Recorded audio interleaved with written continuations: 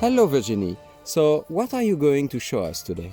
Hello everyone, today we are cooking a recipe from the Vivendier of Kassel.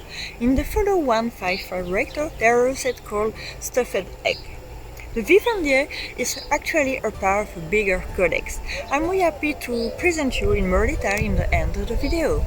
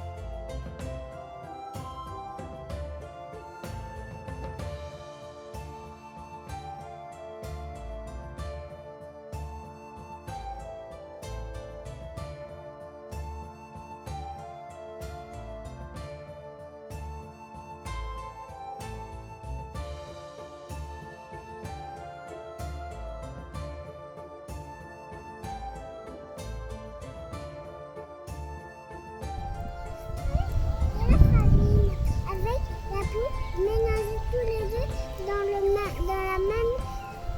le même bol. Là, je vais faire je vais mélanger beaucoup.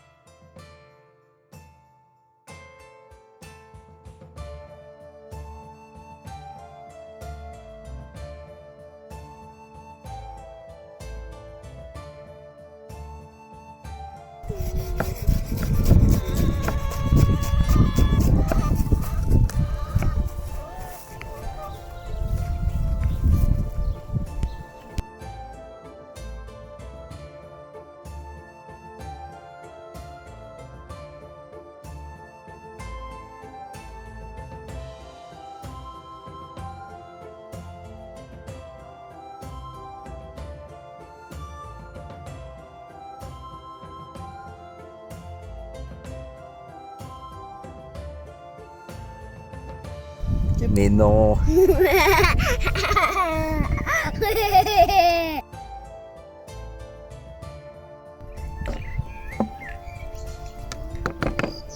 Maman, je suis là.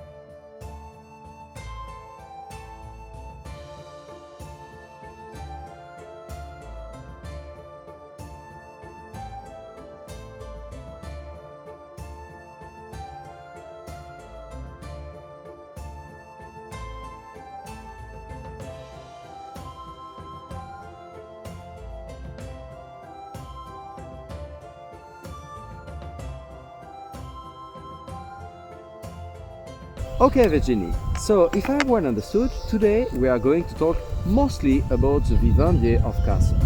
So, could you please tell us a little bit more about that manuscript? Yes, of course. This recipe book is part of a bigger concept. With 10 folios, there are 73 recipes. Mm-hmm.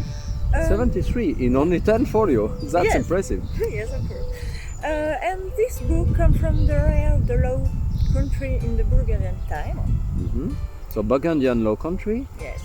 If I remember well, it's something between 1420 and 1440. Am I right? Yes, of course.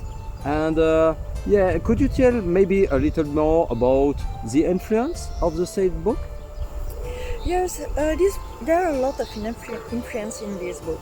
For example, we have the Vivendier, the Fait de Cuisine, Ménager de Paris, and Enseignement of the Cuisine. So 4 books from the French area, but there are also influence of Italians and Al-Andalus books. Al-Andalus is influence from Spain. Yes. Very impressive. Very impressive. And influence from Italy. So a lot of Mediterranean influence. Yes. And do we have any influence from actually the Low Countries themselves? About this recipe, yes, because stuffed eggs are also in the book from Gand. But it's a specific recipe of stuffed eggs because they are only sugar and cheese. Okay, so a stuffed eggs, but a little bit different to what we are going to do right now, isn't it? Isn't it? Okay, so maybe some influence from that manuscript, from that Gand manuscript, but a slightly different recipe. Yes. There are more influence of cookbook from Italian. We have stuffed eggs in the Liber de Coquina and in the Libellus. Okay, but then what is the main difference between the influence of the 1035, like a Gand 1035, which is mostly Low Country, and the Italian influence? Do they have anything in common? It's very different because in the manuscript of Gand it's only without vinegar. Okay. And in the book of Libellus and Liber de Coquina and Vivendier, it's sweet, taste and flavor different. In Vivendier it's sweet, in the Liber de Coquina it's acid, and in the Libellus it's sweet and sour. Okay, so stuffed eggs, but totally different taste. Yeah. One sweet, one acid, and one sweet and sour. How can this be possible? I mean, like, this is stuffed eggs, but totally different one. Yes, I love stuffed eggs because there are 3 flavors with 3 recipes of the same ingredient. Okay, and how do you manage to have one which is sweet, one which is like acid, and one sweet and sour? What are the difference? For the sweet version of stuffed eggs, the Vivendier speak about sugar and butter. Butter. So very. This is very Flanders, like very like Low Country to have butter. Yes, of course. But we have also some fine herb. Okay. They speak about taking the hard yolk with persil, cream, and cheese. Okay, so we have indeed persil here.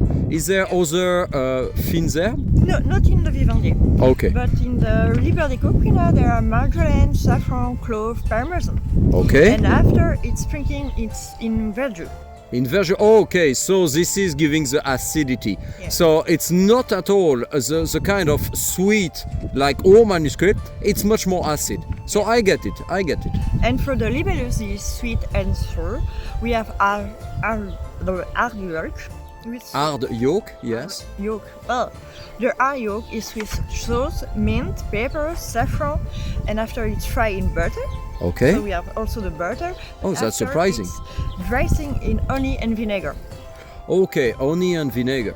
So we have 3 totally different recipes with very different taste on the same topic. Yes. That's really fun. Could you tell me a little more about our own recipe of today? No, I think it's more time to try it. Okay. And after you can speak a little bit about what you think about it. Okay, so Here you are. I will try. Is it sweet? A little bit, but which is really surprising is actually the flavor. We are feeling the fines herb much more. The persil. Yeah. We are feeling the persil much more than what I would expecting. I was really expecting it to be very subtle and to be mostly here for decorative purpose. Oh no. But actually it's very strong.